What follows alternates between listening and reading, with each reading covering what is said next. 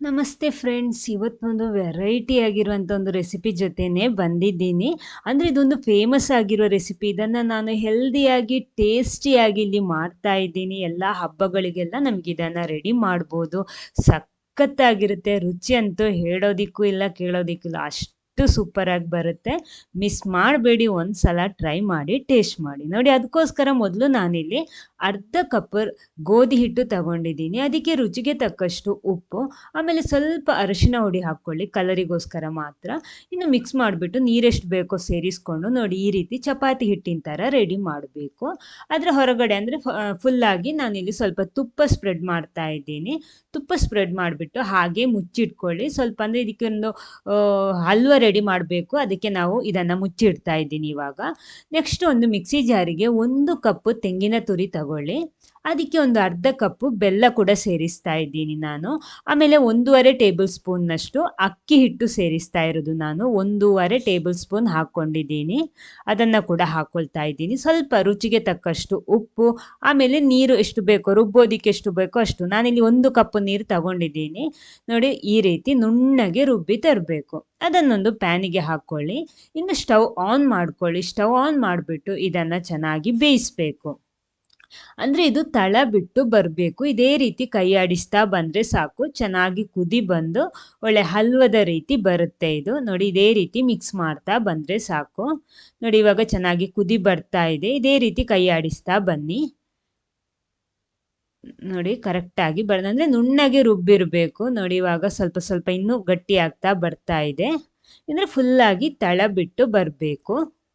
ಆಮೇಲೆ ಇದಕ್ಕೆ ನಾನು ಸ್ವಲ್ಪ ಏಲಕ್ಕಿ ಹುಡಿನೂ ಸೇರಿಸ್ತಾ ಇದ್ದೀನಿ ನೋಡಿ. ಇದೇ ರೀತಿ ಮಿಕ್ಸ್ ಮಾಡ್ತಾ ಬನ್ನಿ. ಫೈನಲ್ ಆಗಿ ನಾನು ಇದಕ್ಕೆ 1 ಟೀ ಸ್ಪೂನ್ನಷ್ಟು ತುಪ್ಪನೂ ಸೇರಿಸ್ತಾ ಇದ್ದೀನಿ. ಅದು ಲಾಸ್ಟ್ಗೆ ಸೇರಿಸಿದರೆ ಸಾಕು ನೋಡಿ. ತುಪ್ಪ ಹಾಕಿಬಿಟ್ಟು ಒಂದು ಸಲ ಕರೆಕ್ಟಾಗಿ ಮಿಕ್ಸ್ ಮಾಡ್ಕೊಳ್ಳಿ.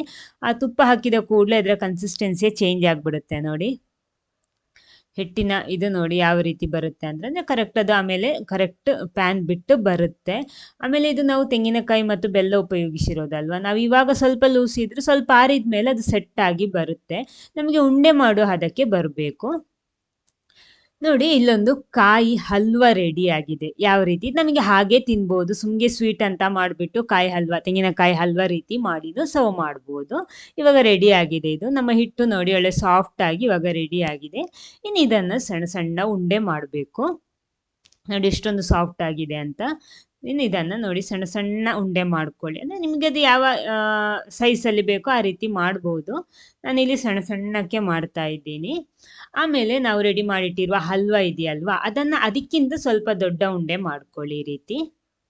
ಅಂದರೆ ಇದು ನಮಗೆ ಜಾಸ್ತಿ ಸಿಗಬೇಕು ನಮ್ಮ ಈ ರೆಸಿಪಿಯಲ್ಲಿ. ಉಂಡೆ ರೆಡಿ ಆಗಿದೆ. ನೆಕ್ಸ್ಟ್ ಇದನ್ನು ನಮಗೊಂದು ಪೂರಿ ಶೇಪಲ್ಲಿ ರೆಡಿ ಮಾಡಬೇಕು. ನಿಮ್ಗೆ ಯಾವ ಮೆಥಡಲ್ಲಿ ಬೇಕೋ ಆ ಮೆಥಡಲ್ಲಿ ಮಾಡ್ಬೋದು. ನಾನಿಲ್ಲಿ ಗ್ಲಾಸಿಗೆ ಸ್ವಲ್ಪ ಎಣ್ಣೆ ಎಲ್ಲ ಸ್ಪ್ರೆಡ್ ಮಾಡಿಬಿಟ್ಟು ನೋಡಿ ಈ ರೀತಿ ಮಾಡ್ತೀನಿ. ಸ್ವಲ್ಪ ಈಸಿ ಆಗುತ್ತೆ. ನಿಮ್ಗೆ ಯಾವ ಮೆಥಡಲ್ಲಿ ಬೇಕೋ ಆ ರೀತಿ ಮಾಡ್ಕೊಳ್ಳಿ. ಇದೇ ಮೆಥಡ್ ಫಾಲೋ ಮಾಡಬೇಕಂತ ಏನಿಲ್ಲ.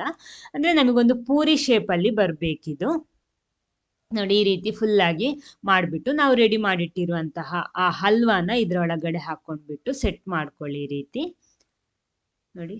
ಫುಲ್ಲಾಗಿ ಕವರ್ ಮಾಡ್ಕೊಳ್ಳಿ. ನಾವು ಒಬ್ಬಟ್ಟೆಲ್ಲ ಮಾಡ್ತೀವಲ್ವ ಅದೇ ರೀತಿ ಉಂಡೆ ಮಾಡಿಬಿಟ್ಟು ಪುನಃ ಅದೇ ರೀತಿ ಗ್ಲಾಸ್ ಉಪಯೋಗಿಸ್ಕೊಂಡು ಜಸ್ಟ್ ಕೈಯಲ್ಲೇ ಪ್ರೆಸ್ ಮಾಡಿದರೆ ಸಾಕಾಗುತ್ತೆ. ಅಂದರೆ ಇದು ನಮ್ಮ ದೊಡ್ಡಕ್ಕಲ್ಲ, ನಾನು ಹೇಳಿದ್ದೀನಿ ಪೂರಿ ಶೇಪಲ್ಲಿ ಬೇಕಾಗಿರೋದಂತ. ಅವಾಗ ಏನಾಗುತ್ತೆ ಅಂದರೆ ಇದು ನೋಡಿ ಒಳಗಡೆ ಆ ಫಿಲ್ಲಿಂಗ್ಸ್ ಎಲ್ಲ ಸ್ವಲ್ಪ ಜಾಸ್ತಿನೇ ಇರುತ್ತೆ. ಇನ್ನು ಇದನ್ನು ಕಾವಲಿ ಬಿಸಿ ಮಾಡಿಬಿಟ್ಟು ಸ್ವಲ್ಪ ತುಪ್ಪನೇ ಸ್ಪ್ರೆಡ್ ಮಾಡ್ತಾ ಇರೋದು, ಅದರಲ್ಲಿ ಹಾಕ್ಕೊಂಡ್ಬಿಟ್ಟು 2 ಬದಿನೂ ಬೇಯಿಸಬೇಕು. ಆ್ಯಕ್ಚುಲಿ ಇದು ನಮಗೆ ಎಣ್ಣೆಯಲ್ಲಿ ಫ್ರೈ ಮಾಡೋದಕ್ಕಿರುವಂಥದ್ದು. ನಾನಿಲ್ಲಿ ಎಣ್ಣೆಯಲ್ಲಿ ಫ್ರೈ ಮಾಡ್ತಾ ಇಲ್ಲ. ಎಣ್ಣೆಯಲ್ಲಿ ಫ್ರೈ ಮಾಡ್ತಿದ್ರೆ ನೀವು ಹೊರಗಿನ ಕವರು ಸ್ವಲ್ಪ ಸ್ಟ್ರಾಂಗ್ ಆಗಿರಲಿ. ಇಲ್ಲಾಂದರೆ ಎಣ್ಣೆಯಲ್ಲಿ ಫ್ರೈ ಮಾಡುವಾಗ ನಾವು ಒಳಗಡೆ ಫಿಲ್ಲಿಂಗ್ಸು ಸ್ವಲ್ಪ ಜಾಸ್ತಿನೇ ಹಾಕ್ತೀವಲ್ವಾ, ಆದ ಕಾರಣ ಸ್ವಲ್ಪ ಹೊರಗಿನ ಕವರು ಸ್ವಲ್ಪ ಸ್ಟ್ರಾಂಗ್ ಆಗಿ ಮಾಡ್ಕೊಳ್ಳಿ ಎಣ್ಣೆಯಲ್ಲಿ ಫ್ರೈ ಮಾಡುತ್ತಿದ್ದರೆ. ಅಥವಾ ಇದೇ ರೀತಿ ಹೆಲ್ದಿಯಾಗಿ ಬೇಕು ಅಂದರೆ ನಾನು ಹೇಳುವ ಮೆಥಡ್ ಒಬ್ಬಟ್ಟು ಮಾಡೋ ಶೈಲಿಯಲ್ಲೇ ಮಾಡ್ಕೊಳ್ಳಿ. ತುಪ್ಪ ಎಲ್ಲ ಸವರಿ ಬಿಟ್ಟರೆ ನೋಡಿ ಸೂಪರ್ ಆಗಿರುವಂಥ ನಮ್ಮ ಹಲ್ವಾ ಪೂರಿ ರೆಡಿ ಆಗಿದೆ. ಅಂದರೆ ಆಯಿಲ್ ಫ್ರೀ, ಎಣ್ಣೆ ಬಳಸದೆ ಮಾಡಿರುವಂತಹ ಹಲ್ವಾ ಪೂರಿ ಇಲ್ಲಿ ರೆಡಿ ಆಗಿದೆ ನೋಡಿ ಯಾವ ರೀತಿ ಇದೆ ಅಂತ.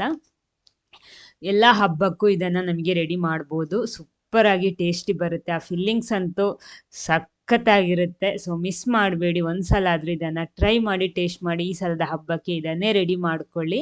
ನೋಡಿ ಯಾವ ರೀತಿ ಇದೆ ಅಂತ. ಈ ವಿಡಿಯೋ ನಿಮ್ಗೆ ಇಷ್ಟ ಆದರೆ ಒಂದು ಲೈಕ್ ಕೊಟ್ಬಿಟ್ಟು ಎಲ್ಲರ ಜೊತೆ ಶೇರ್ ಮಾಡಿ. ಆಮೇಲೆ ಫಸ್ಟ್ ಟೈಮ್ ಚಾನಲ್ ನೋಡೋರು ದಯವಿಟ್ಟು ಚಾನಲ್ ಸಬ್ಸ್ಕ್ರೈಬ್ ಮಾಡಿ, ಸಪೋರ್ಟ್ ಮಾಡಿ. ಫೇಸ್ಬುಕ್ ಪೇಜಲ್ಲಿ ವಿಡಿಯೋ ನೋಡ್ತಿದ್ರೆ ಪೇಜ್ ಫಾಲೋ ಮಾಡಿ. ಇನ್ನೊಂದು ಟೇಸ್ಟಿ ವೆರೈಟಿ ಹೆಲ್ದಿ ರೆಸಿಪಿ ಜೊತೆನೇ ಬರ್ತೀನಿ. Okay, thank you.